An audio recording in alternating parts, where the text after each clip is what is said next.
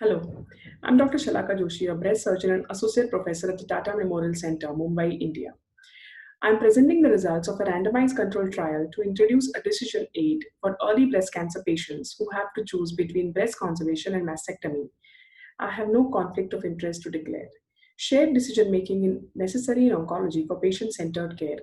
In a country like India, where the doctor to patient ratio is poor and patients come from various education and socioeconomic strata of the society, it is difficult to involve patients in many decisions. The clinical non inferiority of breast conservation as compared to mastectomy is well established in early breast cancer. However, this decision between mastectomy and breast conservation is not merely a personal or aesthetic question for our patients, but is also a matter of logistics and cost.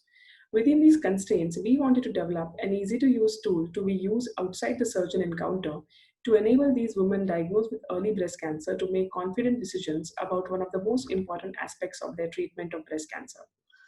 We conducted a randomized controlled trial of an online self administered decision aid, which was developed by us in English and translated in two most common languages, Hindi and Marathi. We included patients with clinically T1 and T2 N0 breast cancer with a histological proof of diagnosis. The decision aid gave the patients a visual tour regarding the various differences between breast conservation surgery and mastectomy and the side effects of each, as well as the important message that radiation therapy is mandatory part of breast conservation. The psychological questionnaire assessment was carried out by a research questionnaire developed by Lakshmi Ramarajan of Harvard. The primary endpoint of the study was decisional conflict index. The tool was based on adaptive conjoint analysis and had three stems: losing versus keeping the breast, additional cost of mandatory radiation in breast conservation surgery, and side effects related to radiation in the breast conservation arm, keeping in mind a 30% likelihood of requiring radiation in the mastectomy arm when a clinically node negative axilla turned to be node positive on final histopathology. Figure 2 shows one of the screenshots of the decision aid and the conjoint analysis tool. There were three arms in the trial. In the control arm, 83 patients received no decision aid but only the research questionnaire. There were two experimental arms, keeping in mind the male gender role in Indian society.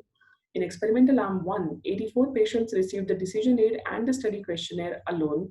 And in the experimental arm 2, 80 patients took the decision aid and the questionnaire with the help of a significant male partner, husband, brother, or father. The study was powered to detect a decrease in decisional conflict index by 0.25 with 80% power and a two-sided alpha of zero point zero 0.01 at a sample size of 225. It was stratified for age, education status, and socioeconomic index as calculated by the Kuppuswamy scale apt in the Indian situation.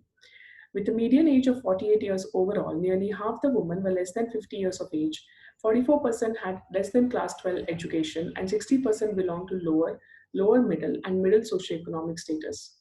Table 2 summarizes all the important demographic characteristics of the patient included in the study. About 80% patients had histologically high-grade tumors with a median PT size of 2.5 centimeters.